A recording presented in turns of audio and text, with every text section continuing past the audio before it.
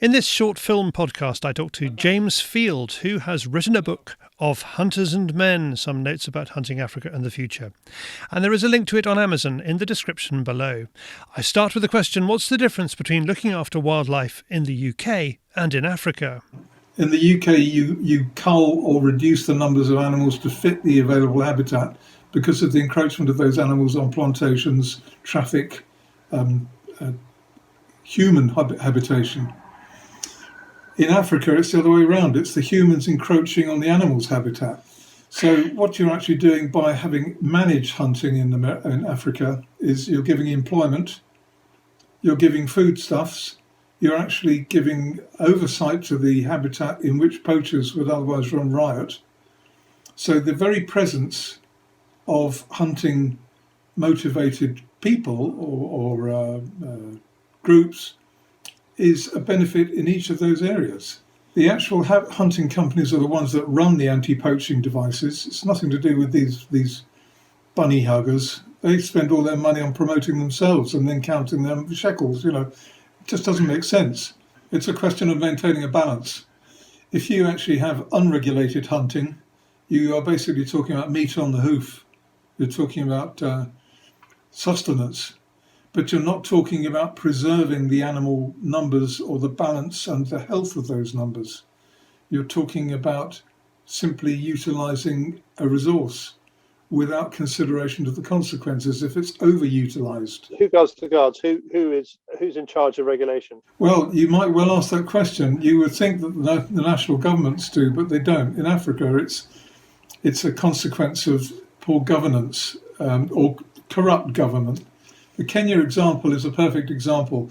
In 1977, they banned hunting.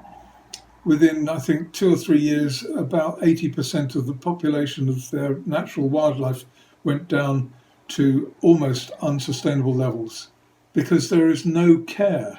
There's no money earned outside of the illegal poaching. So there's no kind of need to manage it. And as a consequence, poaching is rife.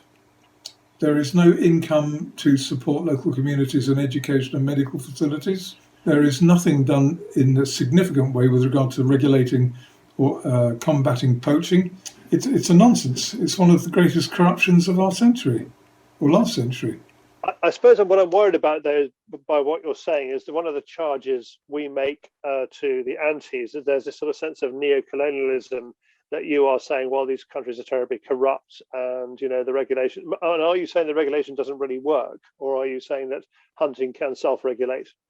There is no central control. You've got CITES and various other global organisations, but they don't work because they're populated or they're run mainly by Western people who look from afar and say, we think you ought to have this and we're going to impose it on you.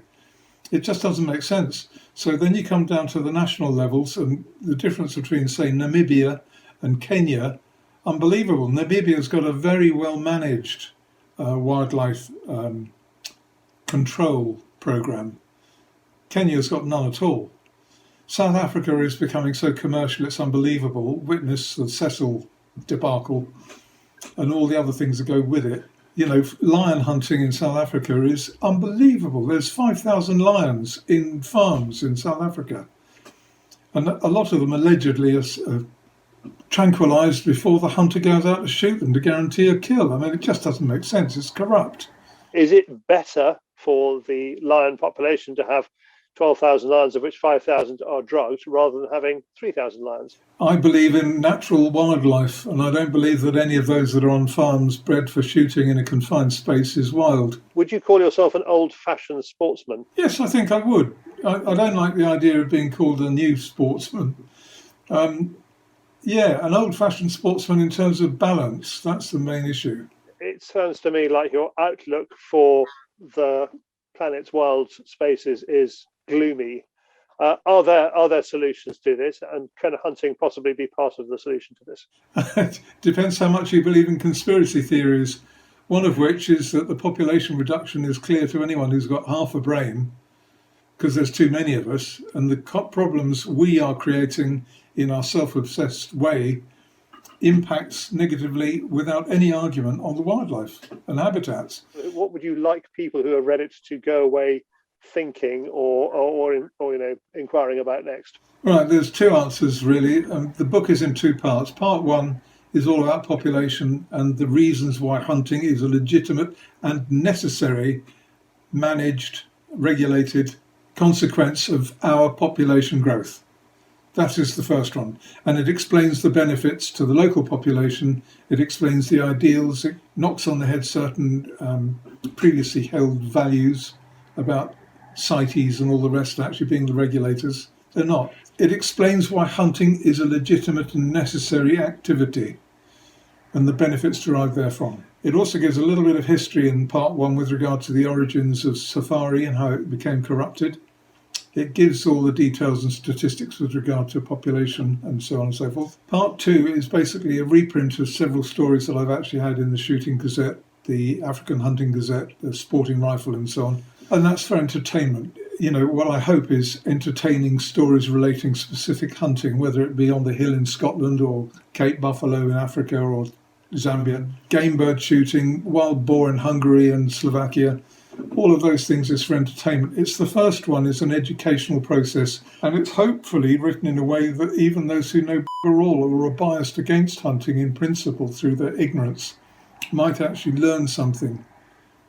So it's an educational tool. Are you worried, thinking about part two particularly, that British society, we are both members of British society, has lost touch with that sense of spirit and adventure that I guess you and I certainly feel is, encapsulated in the world of hunting? Yeah, of course. We completely lost touch with it. It's all internet, this, that and the other. It's the woke brigade. It's certain prime ministers' girlfriends, might actually even have something to do with it. It's a question of actual balance and understanding and knowledge. It always is.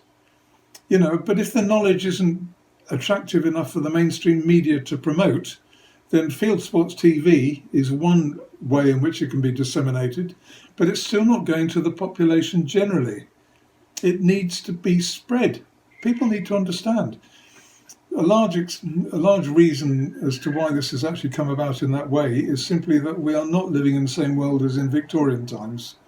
Strange that, isn't it? And it's all to do with population numbers again. So it all comes back to population numbers.